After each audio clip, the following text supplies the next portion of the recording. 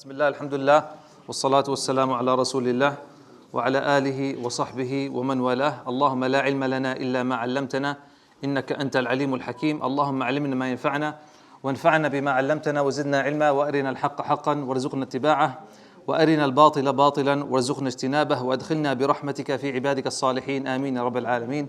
أهلا وسهلا. Welcome everybody to our fiqh lectures. Today, by the grace of Allah subhanahu wa ta'ala, bifadlillah, we will be starting Kitab Al-Wasaya. طبعا we've been studying fiqh for over a year now, alhamdulillah, and we have just completed Al-Buyu, fiqh of financial transactions, and inshallah we'll be heading into Islamic wills. طيب. Bismillah. This should take us probably about maybe 2 weeks, okay, inshallah. So let's get started. Bismillah.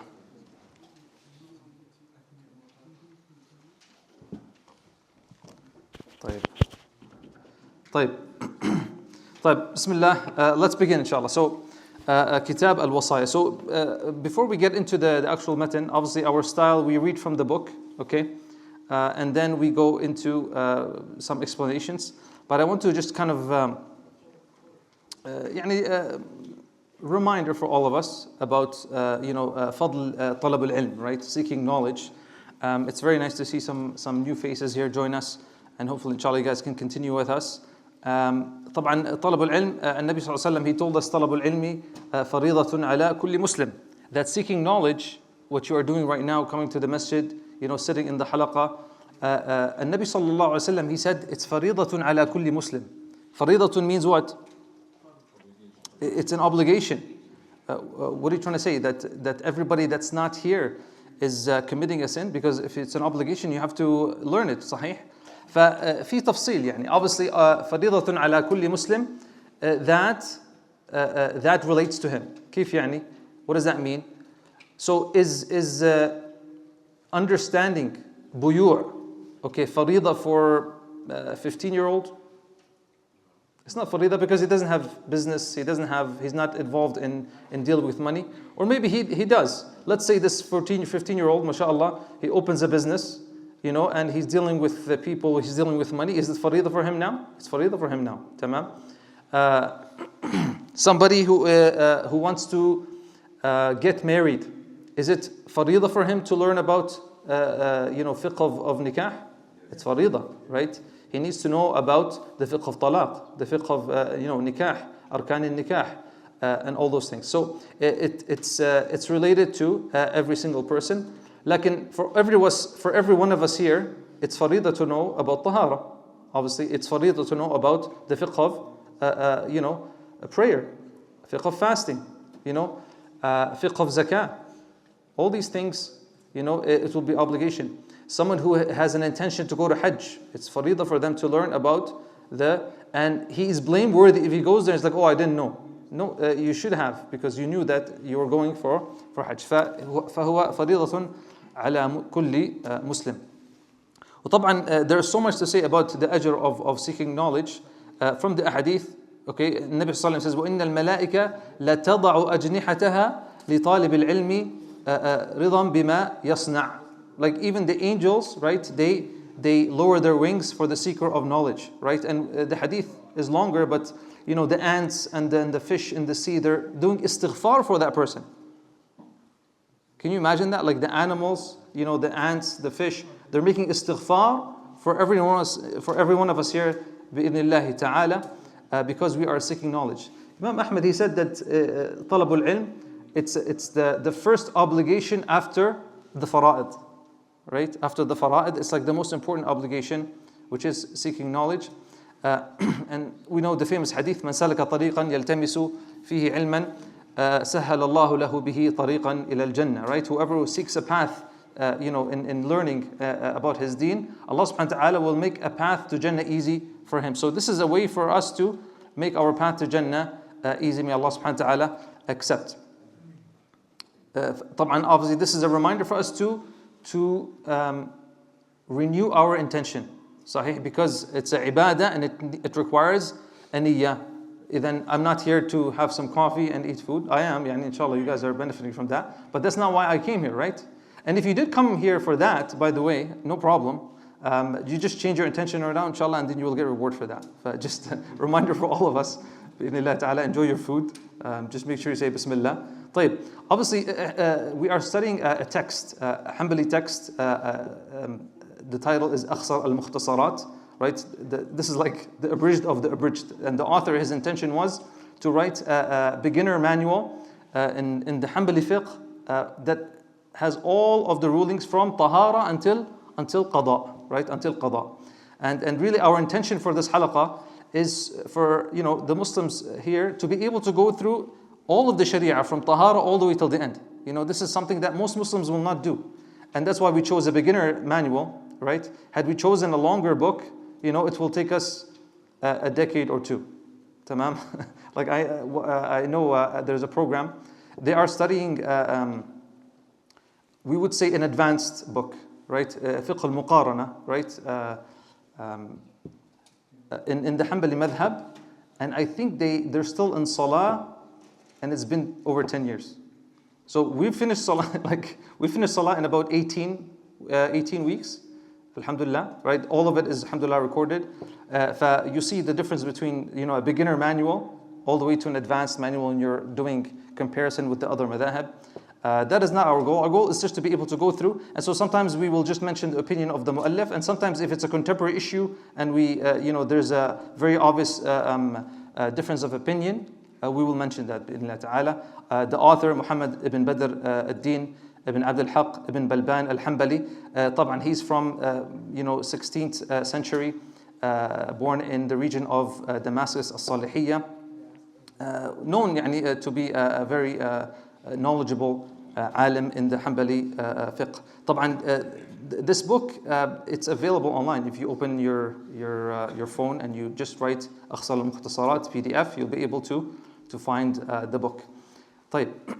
Where are we in our fiqh journey? This is something that we try to kind of emphasize to have an idea. Where are we now? Alhamdulillah, we finished. We said that usually some of the fuqaha, they break fiqh into 4 parts, right? We said fiqh al-ibadat, right? This is usually what most people will study, which is purification, tahara, salah, prayer, zakat, right? Sawm, hajj, and some mu'allifin, they will include Kitab al-Jihad. We decided to skip that. We'll come for it after, inshallah. We will cover it, bi'idhnillah, and that's the intention. So usually Kitab al-Jihad is also included in the ibadat. So alhamdulillah, we're done with that. That's one of the longer parts of the fiqh. Then we went to al-mu'amalat or al-Buyu, financial transactions, and this was quite long. Yani it took us about 24 weeks to cover it. Naam? Apparently they can't hear it downstairs. Again, they can't hear. What's going on downstairs? They can only hear from the TV. They can only hear from the TV. So everyone's going to come close to the TV, inshallah, until we figure it out. Yeah, if they can just do that. I'm not sure what the problem is. We're going to look into it. Yeah. طيب. Ajib. Is it from that system downstairs? The one on the wall? Something is broken downstairs. Like I would imagine cable got pulled or something. It was not. Okay. طيب, Allah المستعان. طيب. So, طبعا now we are in a question now. We finished, the last topic we covered was Al-Hibah. And I think we had about 36 topics in financial transactions and other contracts. Kitab Al-Wasaya. So we have Kitab Al-Wasaya, Kitab Al-Fara'id. Wasaya is what? Wills, right? Wal-Fara'id.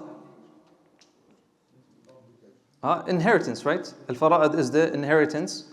And then we have one more chapter, which is Kitab Al-Itq, right? Al-Itq is what? Maybe you can translate it in emancipation or something like that. It's freeing of the slaves. So that is also a chapter. So the next section is family law. Okay. Are those 3 chapters in mu'amalat or are in family law? What do you guys think? What do you guys think? Who says it's in transactions and contracts? So the mu'allif, he actually included them. He put them separately, but they're technically, يعني most of the fuqaha, they will put them into al-mu'amalat. Okay, still we will. So the sister motions, they say. And the book that I have in my hands, by the way, this is not how big the book is. Actually, the book is much smaller. This is actually has an explanation. So probably 80% of this is an explanation by Sheikh Ahmed Al-Quaimi. He's a contemporary scholar in Saudi Arabia. Probably one of the bigger or the main authorities in the madhab, these days. And he actually wrote a whole commentary on it. And the nice thing about this book, you can find it online. It's a حاشية by, it's called Al-Hawashi Al-Sabiqat fi Akhsar Al-Mukhtasarat. And the nice thing about it is he actually puts a lot of detail into it. And he clarifies a lot of the details that the author kind of skips. And he also puts in contemporary information, right? So when he talks about zakat, when he talks about measurements, he will include those into our text. Let's begin. طيب. Bismillah ar-Rahman ar-Rahim. So we were saying that in our journey, we're still actually in the transactions and contracts. Okay, so we're going to include that in that. Once we're done those 3 chapters, bi'idhnillah ta'ala, we will go into family law. These 3 chapters won't take us too long. In fara'id, depending if we want to actually go and do some actual application of it, it might take us a bit longer. I'm not sure if that's something that interests some of you. But al-fara'id is interesting because Nabi Sallallahu Alaihi Wasallam, he told us that this is one of the first ulum that will disappear. Like it's one of the first knowledges in the Shari'ah that will disappear. And what you think about it, you're like, why? Then you started seeing some websites and apps but not even now with AI, it makes sense. Who's gonna go when we study, you'll realize that there's a lot of math and it can get pretty complicated with. But now, if you just ask one of the AI chats, these LLMs, khalas, they will do everything for you. Even now websites, you can go to websites and put all your information. It will calculate everything for you. So you see now. People are going to be like, oh, why should I learn this? Tamam? But it's one of the first ulum that will be forgotten. But inshallah, maybe we'll spend 1 week or 2 weekends. We'll get some pen and paper, all of you, and then we'll do some basic. And maybe you'll do one for your own family. You'll try it out, bi'idhnillah ta'ala, so you appreciate it more. طيب, let's keep going. طيب, what we'll be covering today and next week, bi'idhnillah ta'ala. We'll talk about what is a wasiyah. We'll talk about some of the main terminologies, al-musi, al-musa lahu, al-musa bihi, all those terminologies that are important. The things that are prohibited, right? The things that are makruh. What are the ahkam for the wasiyah? What are the things that you're supposed to deduct before the will? Right, before the wasiyah. Is the wasiyah the first thing that is deducted from the tarika, from the estate? How do we distribute it?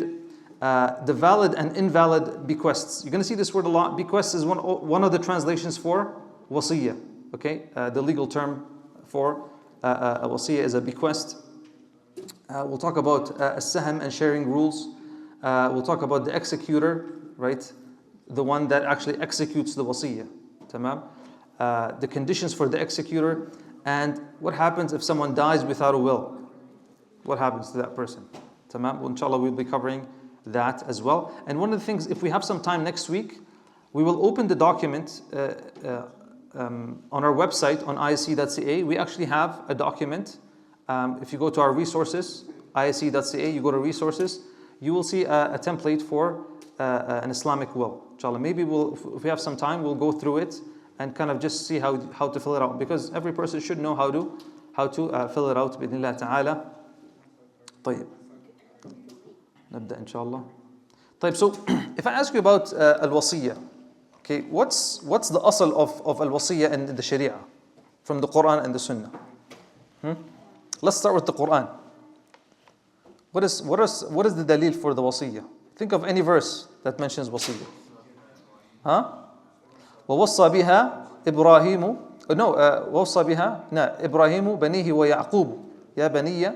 So this is mentioned in Surah Al-Baqarah, right? That Ibrahim. So ووصى بها إبراهيم. What's the ayah? ووصى بها. نعم. So Ibrahim and Yaqub, both of them did wasiyah for their children.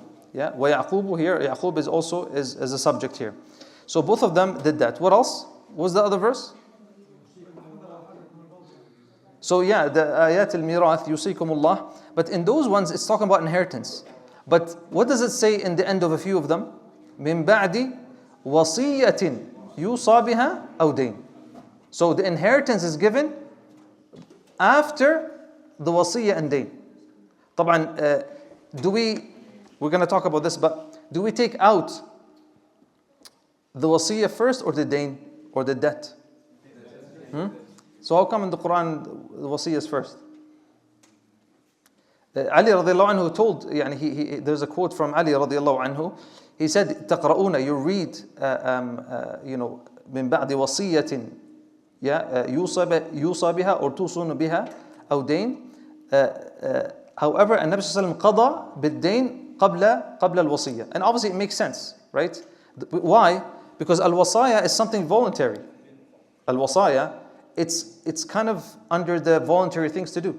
Is it wajib to actually give a wasiyah? It's not obligatory. You don't have to give a wasiyah. Yani if someone dies without giving a wasiyah, right, he's not sinful. Now, when we're going to talk about it, actually, it can be haram, it can be mustahab, it can be mubah, it can be makruh, right? It can be obligatory for someone. All the ahkam fall under the wasiyah. We'll see in the different situations. طيب. Jamil. So the dain comes first, right? The huquq, because that's something that is a haqq. Tamam. Many verses. طبعا the one here. كتب عليكم إذا حضر أحدكم الموت إن ترك خيرا الوصية للوالدين والأقربين بالمعروف حقا على المتقين. Some of the mufassirin said part of this is what?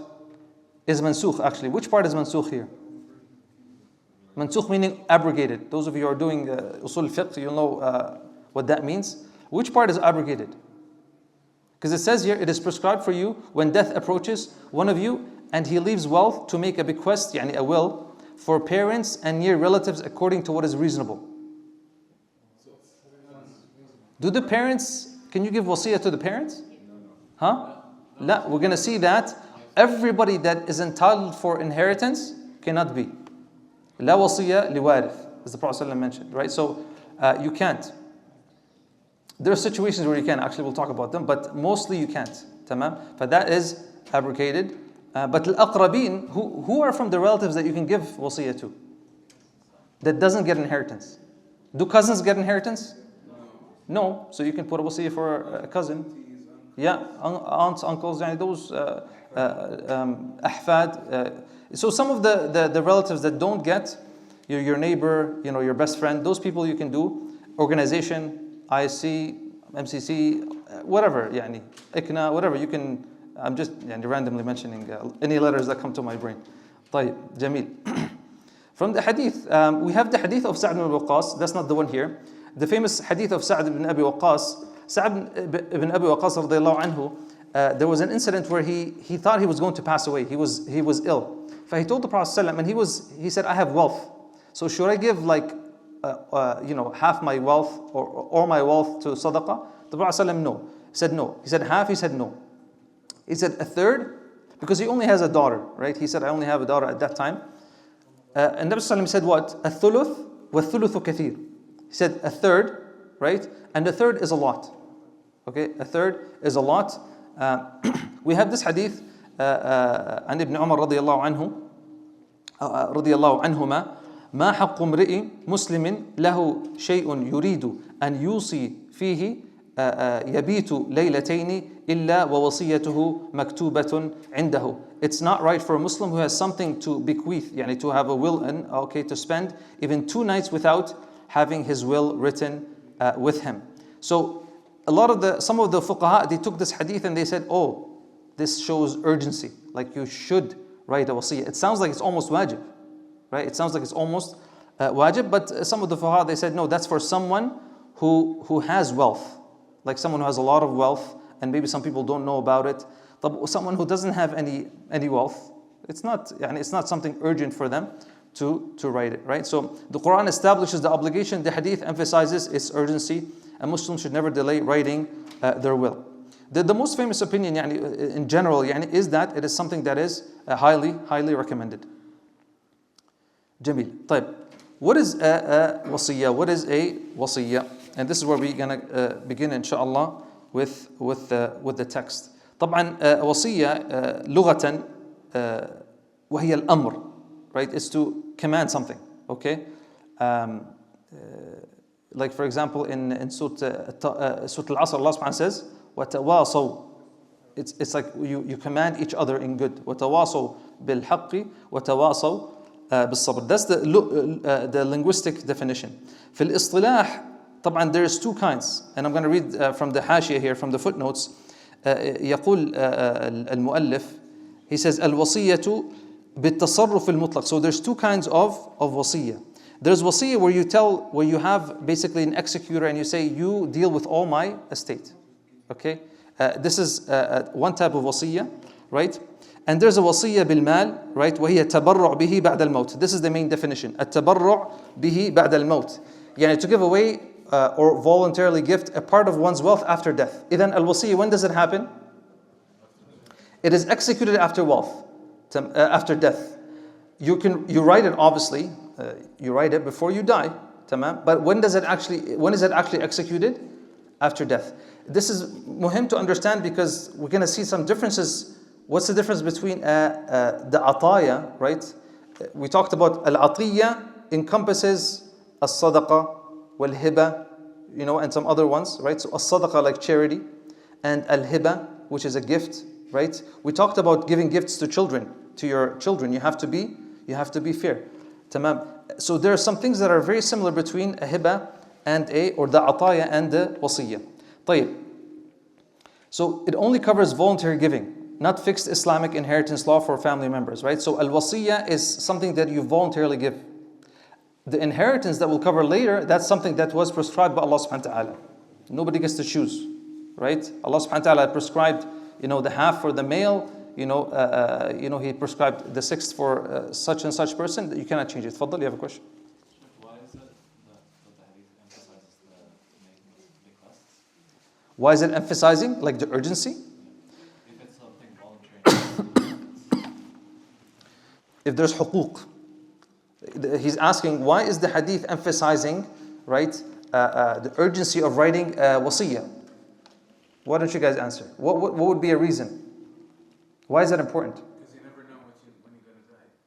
You never know what you're going to die, but let's just say there's somebody who, مثلا, has no debts. He has no debt. He's got really no money. He's just living paycheck to paycheck. Is there a lot of urgency for him to write a wasiyah? Is there a lot of urgency for him?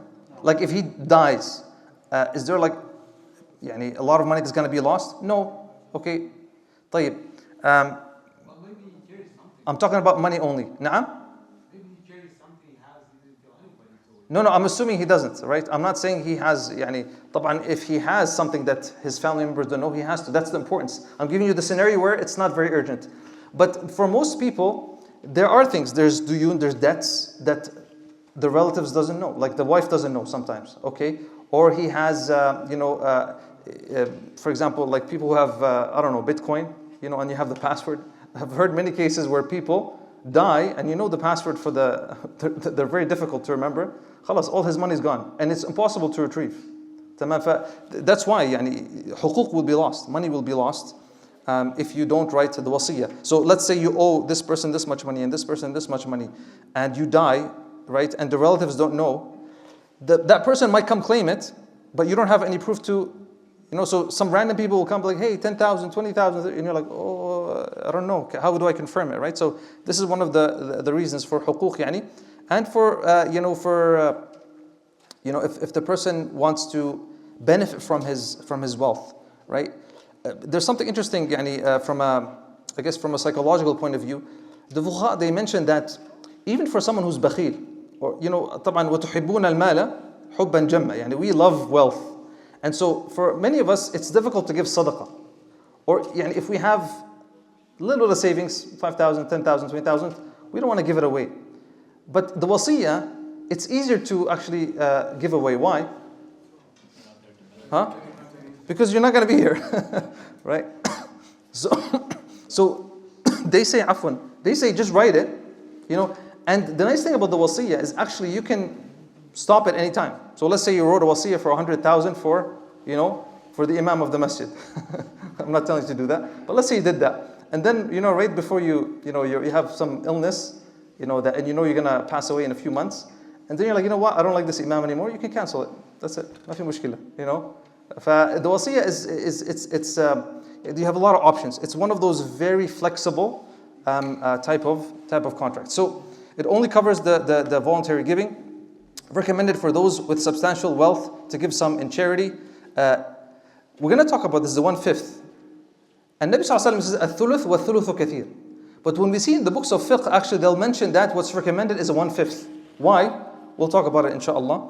And yeah, what counts as a lot of wealth is determined by cultural norms. So let's start. So يقول المؤلف رحمه الله كتاب Al-Wasaya, right? The book of wills or bequests. So يقول هنا يسن لمن ترك مالا كثيرا عرفا الوصية بخمسه, right? بخمسه. So يسن means what? It's recommended, highly recommended. تمام. لمن ترك مالا, for the person who leaves wealth behind. كثيرا. So كثيرا, it depends. I don't know what's kathir, what's a lot. It depends on the urf. So in some countries, I guess 50,000 is nothing. For some countries, 50,000 is like, this guy is the wealthiest person in the town, right? That depends. Yani. Why is this important? Because when is it sunnah? When is it highly recommended? They're saying it's highly recommended for someone who has a lot of wealth. What's a lot of wealth? In Calgary here, what's a lot of wealth? What would you guys say it's a lot of wealth? Huh? More than millions. More than million? Okay, then I don't know how many people here have. So nobody's gonna write a Wassiyah unless we have some millionaires here. House, Allahu Alam, because I mean that's probably most of the house owners are in debt. Yani it's a loan, right? Fully paid, yeah. Ihtimal. So maybe we would say someone who has like 100k, 200k. These guys, mashallah, have high standards. But 100k, 200k, you would say this person has a lot of wealth, right? Like 100k is not, 200k is not something you leave in your bank or in your, under your pillow, right? It's something that you probably invested and have documents written down and probably have hired some financial advisor. Tamam. So we would say maybe that's a lot of wealth. So al-wasiyatu bi khumsi. Why do they say khumus? Al-khumus is what? A fifth. Where's this coming from? Has anybody heard this before? Anybody heard this before? That you give a fifth? Farming. Naam? Farming. Farming? Okay, the farmers, they put khumus. Okay, that's interesting. Zakat? Rikaz. Rikaz al-khumus, yeah. Rikaz like the treasure. What's interesting is Ibn Abbas radiallahu anhuma, Abu Bakr, Ali radiallahu anhu, a lot of the Sahaba actually gave 1/5. Why? Because if you read the hadith, if you actually look at the hadith, there's two ways to understand it. And Nabi Sallallahu Alaihi Wasallam told Sa'd ibn Abi Waqqas, he said, when Sa'd recommended a third, so the Prophet ﷺ kept going down, right? Sa'd now, radiallahu anhu, said, al-thuluth. What about thuluth? And Nabi Sallallahu Alaihi Wasallam says, al-thuluth wa thuluthu kathir. What do you understand from that? That it's still a lot. Yani Nabi Sallallahu Alaihi Wasallam is almost like saying like, it's still a lot. So, as-Sahaba understood that, okay, maybe thuluth is not what's recommended. It's still a lot, right? It's still a lot of money. Many people will be like, okay, who cares? And you give me sadaqah. But imagine like, because in the hadith where Sa'd ibn Waqqas said that, he said it's better that you leave your offspring, without being begging and asking for money, right? Better than giving all this in charity and then you leave your family in need, right? Where's fifth? Some narrations mention that Abu Bakr radiallahu anhu wanted to do the same thing that's mentioned in Surah Al-Anfal. What's mentioned in Surah Al-Anfal? وَاعْلَمُوا أَنَّمَا غَنِمْتُمْ مِنْ شَيْءٍ فَأَنَّ لِلَّهِ خُمُسَهُ. Right? Allah subhanahu wa ta'ala prescribed that a fifth goes to Allah subhanahu wa ta'ala here from the Anfal, from the spoils of war. For Abu Bakr radiallahu anhu and other Sahaba, they said, Al-Khumus is what should be given for the sake of Allah, fil Wassiyah. For a lot of the fuqaha, they said, what's recommended is a khumus. If you give a third, ما في مشكلة. طبعا, can you exceed a third? The general rule, you can't exceed a third. Yeah, the general rule is you can't exceed a third because of the hadith of Rasulullah. He said, "Thuluth kathir." Yeah, so the thuluth is the max, and they took it from hadith Sa'ad ibn Abi Waqqas. So, right? So, is there scenarios where you can go above a third? There are scenarios where you can go above a third. I'm just looking at the time, inshallah. طيب, Jamil. So that's the first part. Then he says, make sure I didn't skip anything. طيب. Then he says, وَتَحْرُمُ. Okay, وَتَحْرُمُ. طيب, before we go to the tahrim, to the ruling of tahrim, we covered the sunnah.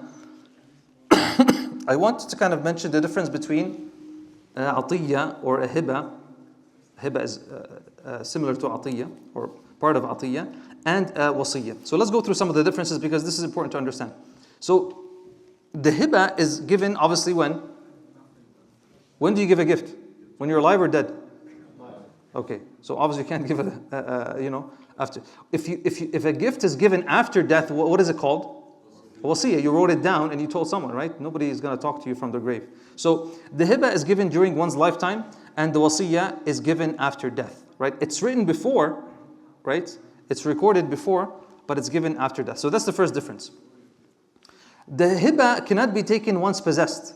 كيف يعني? If you give me a gift, a hibah, right, and I possess it, we talked about this in the fiqh of financial transactions.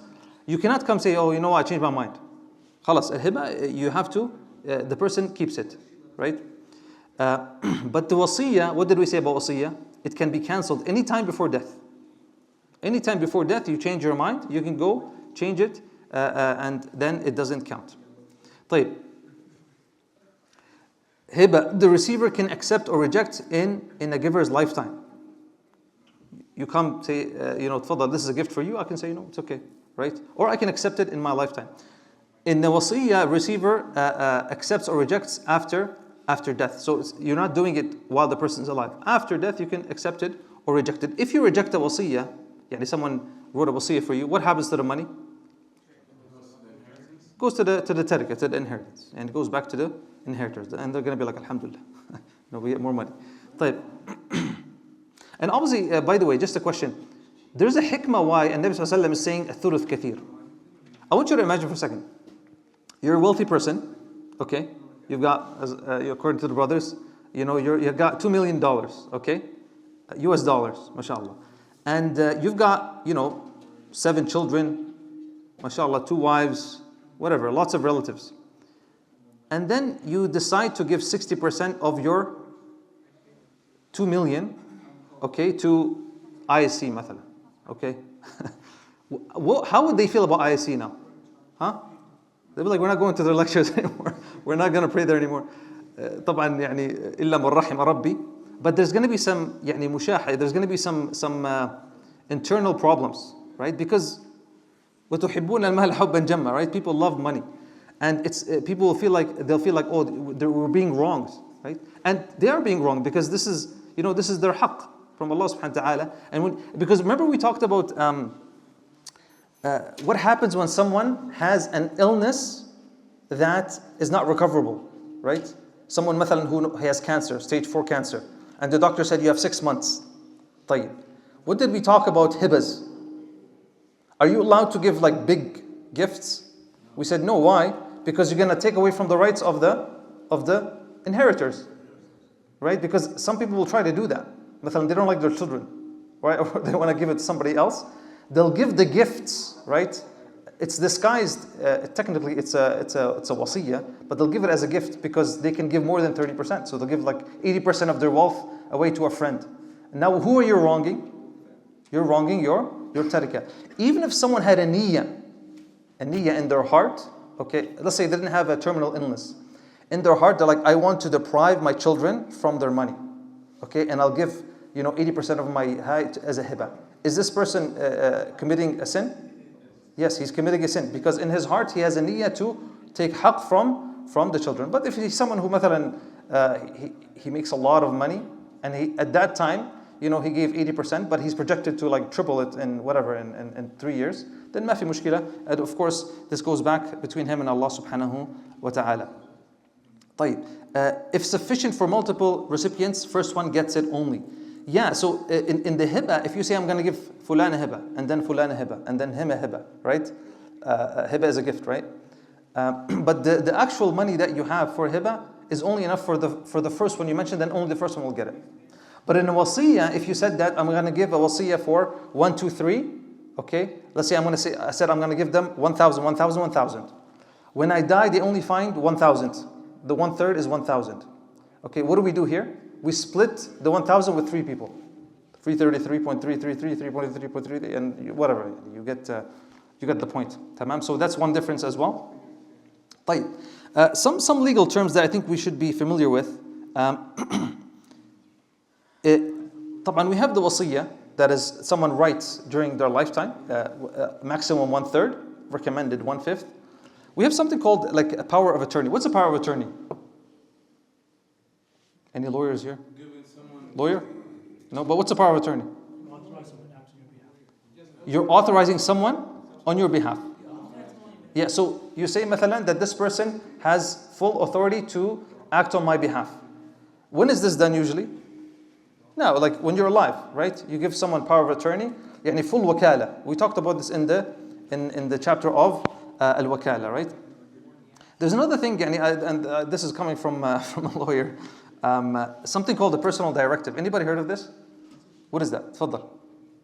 So if the person is expected potentially to lose their faculties when they get close to death, while they're still whole, they make some statements before they die. Ahsant. It's for someone, as the brother mentioned, who they might lose their aql or their sanity, right? So they will give someone a personal directive to act on their behalf.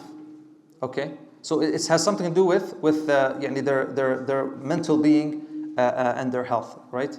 So you can call it wasiyah or you can call it a conditional wakala, right? طيب. And then we have something called guardianship or an enduring POA. What is that?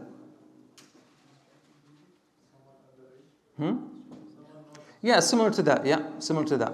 So, this is kind of just to understand the difference between them, right? So, al-wasiyya, it's executed after death.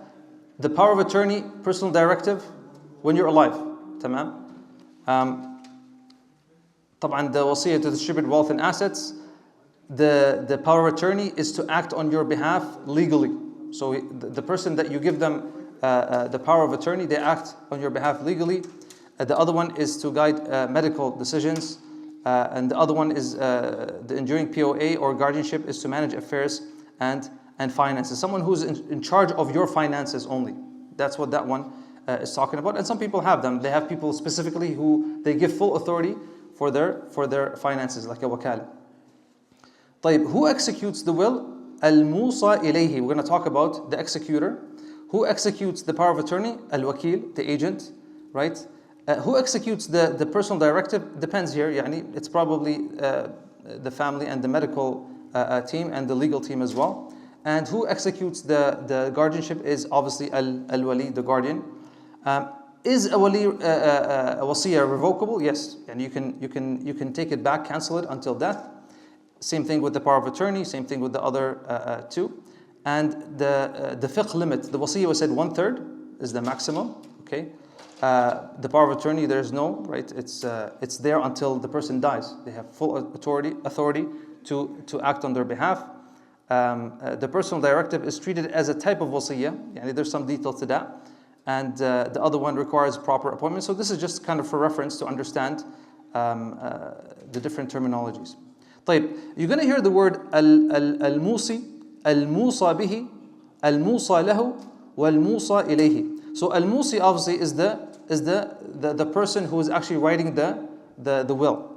They call him the testator, right? The deceased owner of the will who leaves the wealth behind. He's the musi, right? He's the one that's writing the will. Al-Musa bihi is what?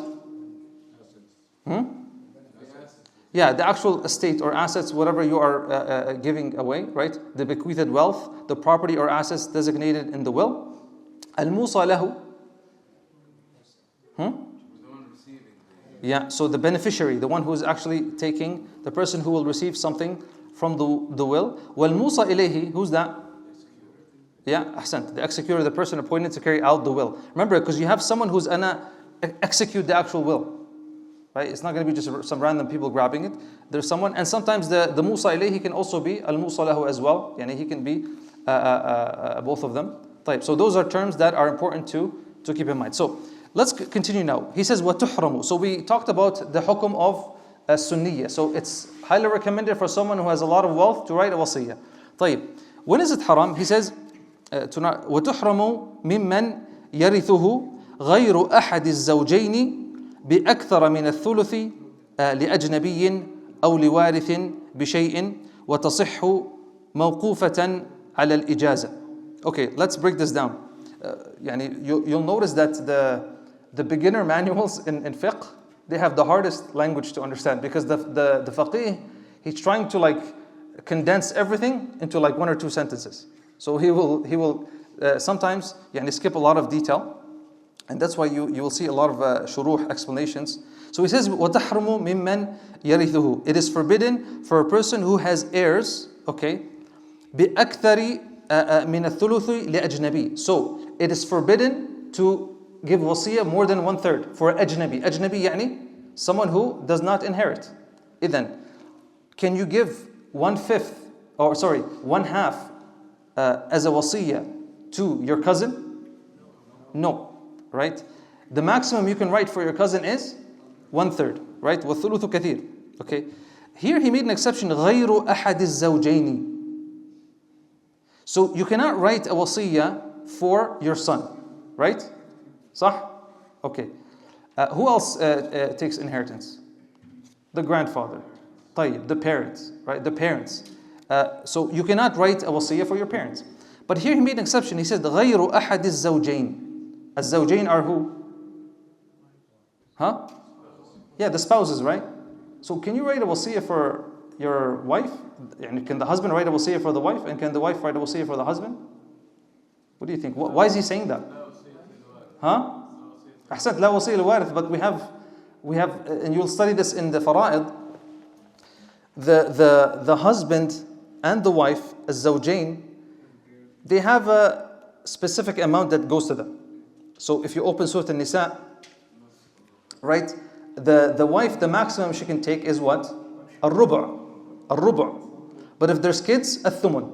So a quarter if he doesn't have kids, and الثمن if there is kids. صح?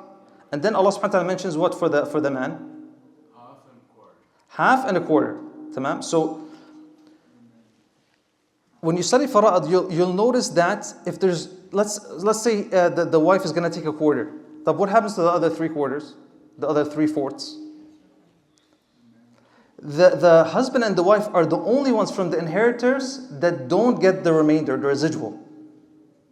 They don't get residual. So what happens now with the residual? Who's going to take it? The governor of Alberta?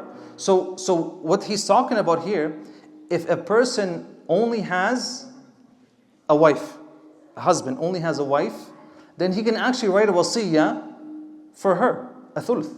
And he can actually add for her, okay, up to a thuluth. Because, on top of the quarter that she's going to get. Does that make sense? And the same thing for the wife. So that's what he's saying here. غير الزوجين بأكثر من الثلث لأجنبي أو لوارث بشيء. So here it's haram. Let's read here. So haram for more than 1/3 to non-inheritors. We said like your cousin, anybody that's not an inheritor. You cannot leave more than 1/3 of your estate to non-inheriting parties. Exception valid with permission from all inheritors. So here he says وَتَصِحُّ مَوْقُوفَةً عَلَى الْإِجَازَةِ. So what if what if you got all your children, all the inheritors, okay, let's say your inheritors are your children, and you get together and you're like, and you write, and you ask them, I'm going to write 1/2 for your cousin Abdullah because he's in Gaza and he's in need, whatever, and you die and they see the wasiyah and they all agree, no problem, we don't have a problem with that. Can they do that? They can do that. So the inheritors can give up their right. Tamam? That's why he says here, وَتَصِحُّ مَوْقُوفَةً عَلَى الْإِجَازَةِ. Then if he wrote 1/2 for your cousin Abdullah, technically he's not allowed to get 1/2. Okay? If one of those children, they see the wasiyah and they disagree, then he will only get 1/3, right? And the cousin, if I'm gonna pass away, مثلا, and I write 1/2 for the cousin, am I allowed to do that generally? No, I'm only allowed 1/3 the most. طيب. I write the 1/2, the inheritors come and they see it, and they're like, oh no, we want our haqq. Okay, so what's gonna be given to him? Only the maximum, which is 1/3. But let's say all of them say, you know what, our cousin in Gaza, he's really in need. Let's just get, let's all give up our rights. Then he can actually get that money. That's why he says here, موقوفة على الإجازة, يعني permission from those. تفضل. What if most inheritors agree, but one or two don't? Yeah, so that's why I said, if one of them says no, خلاص. Because that's their haqq. There has to be ijma'. There has to be consensus between all of them, right? And one of them can't go, نعم تفضل. Yeah, I want to ask, so for example, here in Canada, sometimes accessibility is hard. So can you say, okay, inherit somebody because he's living here, the full money, and then they distribute it based on the Islamic law back home, for example? Can you do that? One more time. Shabab. One more time. Yes, so we live here in Canada. Mhm. We have an inheritor back home. Okay. For them to access the law here, it's hard, right? So can you say, for example, all the money goes to the wife or somebody who has access here, and then you make another wasiyah so they can distribute it back home? So he's asking about if you have relatives abroad or they're far or... Yeah, so that's why you have an executor.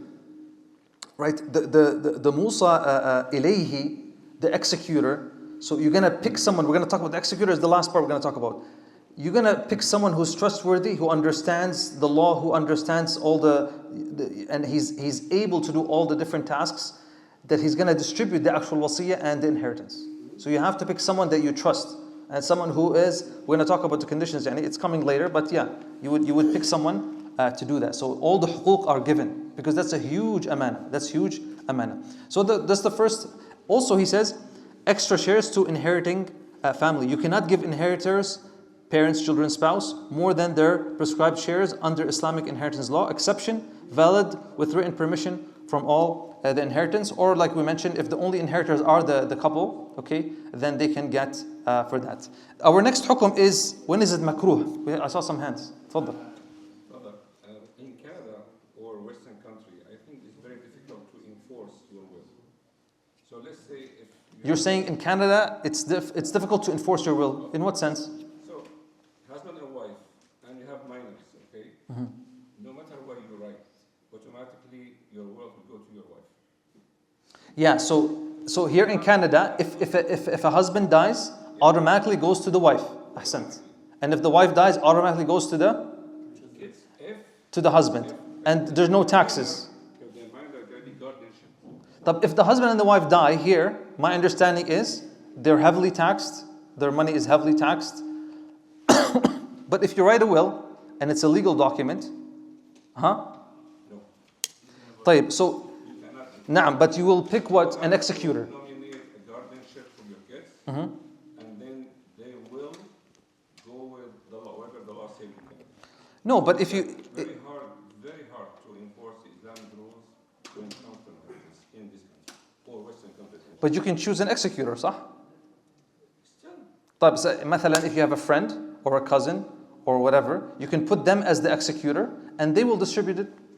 So that's the importance of choosing the right person to execute. And in your will, you can write, this is the first person, and if that person مثلا passes away or something happened, it is possible. That's why it's important to actually learn this and find the proper ways to do it so you don't lose your wealth.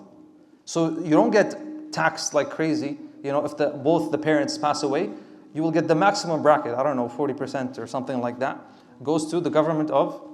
Yeah, so you don't want that. طيب, let's go to the makruh. He says here, وَيُكْرَهُ وَتُكْرَهُ. نعم, تفضل. In situations where the consensus of all inheritors is needed, if an inheritor or two are underage, wait until they become of age? It's a good question. He's asking, he's saying, let's say the inheritors, when we were talking about they need to have consensus to give more, what if one of them is underage? If I remember correct, they have to wait until they they become mature, and then they can ask them. So so let's say we have 5 who are baligh, aqil, right? They're rashidun, يعني they can deal with money, and then 2 of them are not. So there's 2 choices. Either the 5 can say, you know what, we're not willing to wait, let's just give him the third, or let's wait for these 2 to kind of and then we'll give the wasiyah. It's really up to them, but that's their haqq, and either they wait for it, they have to wait for it, or or give the third. Does that make sense? And that section of the Wasiyah that is under discussion will be like frozen until those. Technically, yeah. Or they can give the third and delay the other. That's another option, if that makes sense. You give the third, the definite guaranteed one, and they can delay the whatever fraction that is until later. Tamam? طيب, good question. طيب, he said وتكره. I think we'll cover this 1 or 2 hukum, and then we'll have 10 minutes till adhan, and then we'll till iqam, and then we'll pray. طيب. He says here وتكره من فقير وارثه محتاج. So now we have karaha. Karaha يعني disliked. So if you do it, you're not sinful, but if you avoid it, it's better. You get reward for that. So tukrah, can you imagine? It's so he's saying tukrah min faqirin warithuhu muhtaj.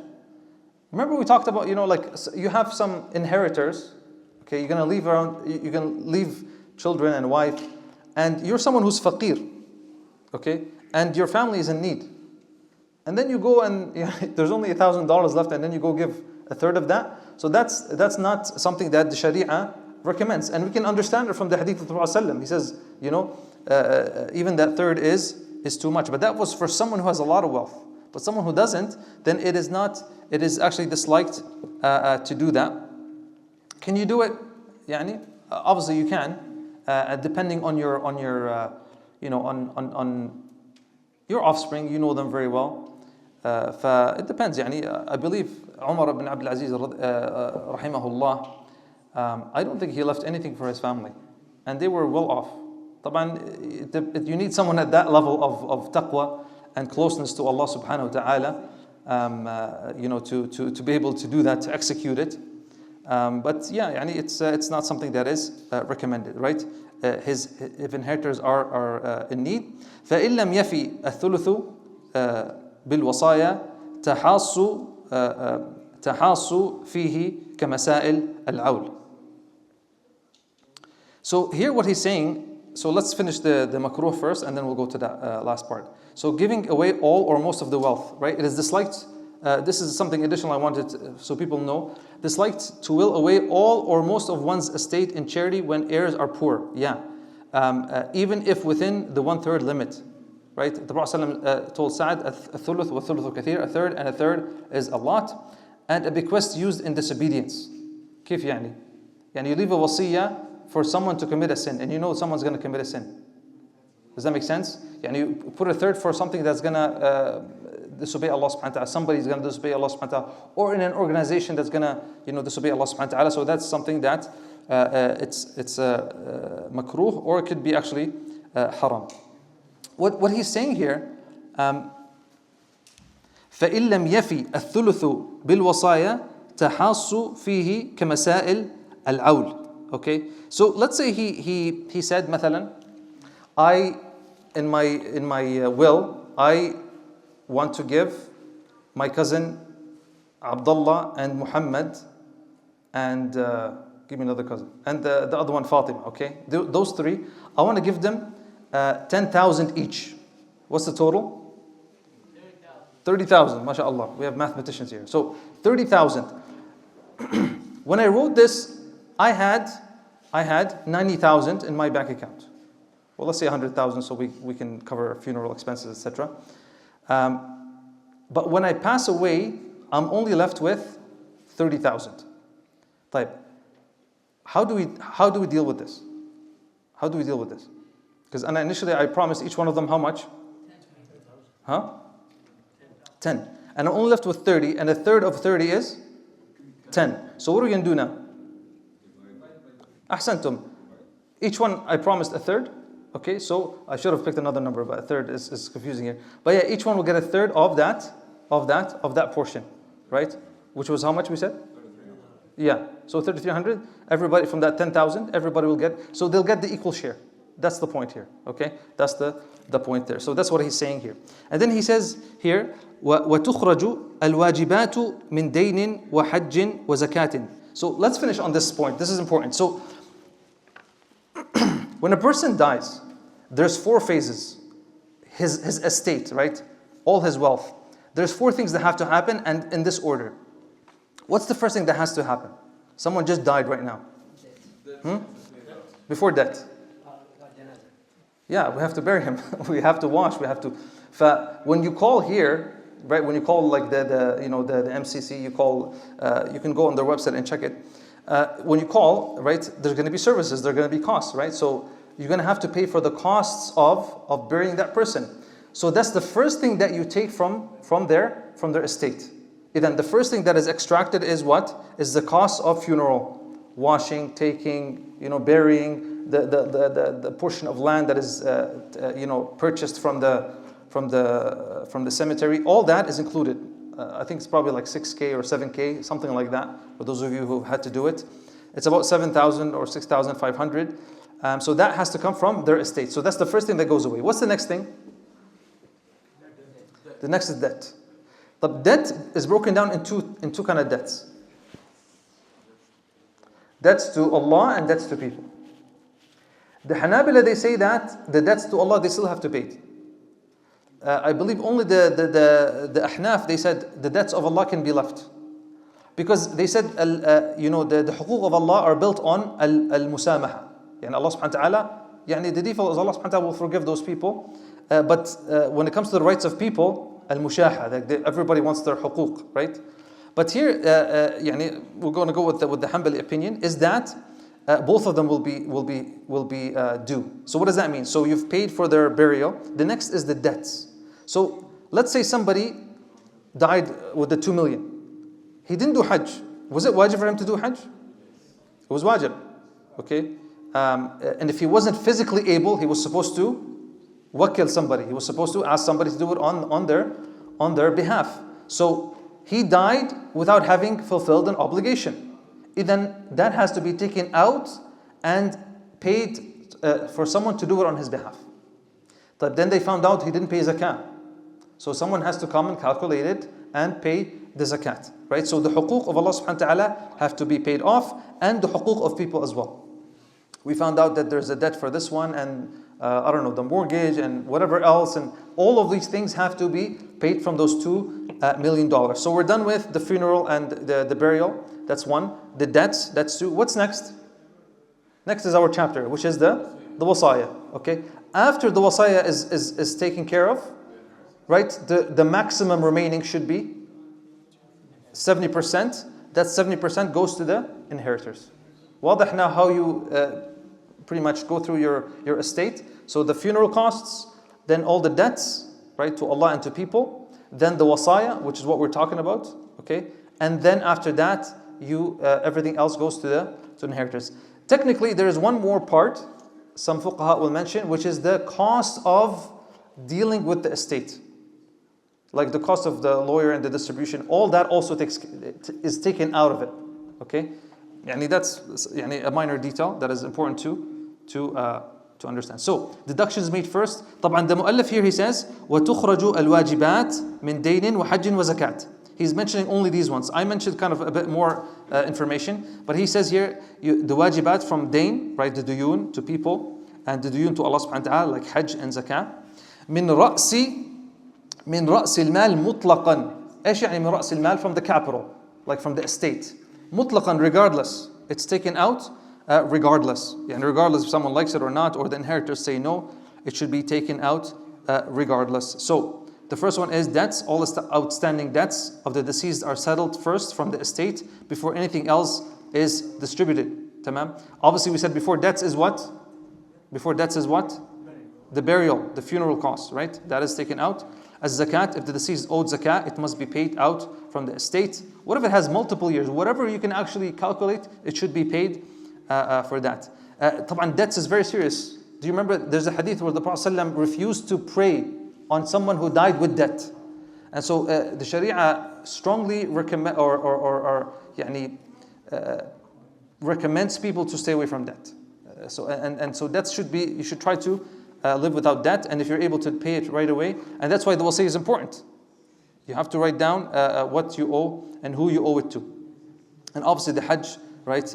You hire someone to do it. It could be from the inheritors, and it could be from somebody else. I'm going to stop here, inshallah, because we have to pray Salatul Isha. Inshallah, next week we have about 6 more slides to cover, and inshallah we'll actually, if you bring your phone or your tablet or whatever, we'll open the document and we'll actually try to kind of go through it together, so everybody is able to go through it. Bi'idhnillah ta'ala. I think there's like 1 or 2 minutes. If anybody has any questions, we can answer them. Bi'idhnillah ta'ala. Any questions that we didn't answer?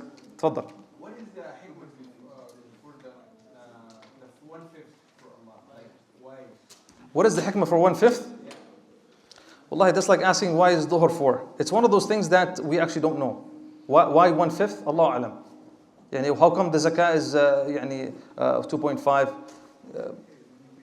Some things Allah tells us sometimes, and you can kind of try to derive and do some guesses, but Allah alam, I'm not sure. Anybody read something about why 1/5? Allah alam, I don't know. That's mentioned in Surah Al-Anfal, Allah alam. But it sounds like a reasonable number, and it's not like 1/5 is what? 20%? 20%? I don't think it's a number that will upset any of your inheritors, if you think about it. Sah? Yeah? 20%, That's what did they tax you to hear? 35%, 40%? Alhamdulillah, that's pretty good. Tfaddal, one more question? Yeah, brother, what happens if somebody still has like a loan for a car or a house or whatever? All of that has to be paid. Huquq. Let's say there's not enough money to pay for it. So he's saying, what if someone dies with a debt and his estate doesn't have enough? He only had $7,000. We paid for his burial, for everything. There's $500 left, but there's a car loan and there's a mortgage. And who inherits the debt? Huh? Nobody? So nobody has to pay the debt? No, the inheritors. Just like they inherit. Well, they have to. They have to. No, there's no will left. There's no money left. From their own wealth. They're going to be responsible for the deceased relative. Who else is going to pay it? Who's going to pay it? It's recommended for them. This is something like. No. Afwan? Do you have to pay the inheritance? That's your question? Do the inheritors have to? The bank, like the mortgage,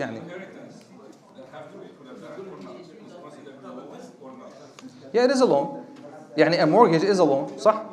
Yeah.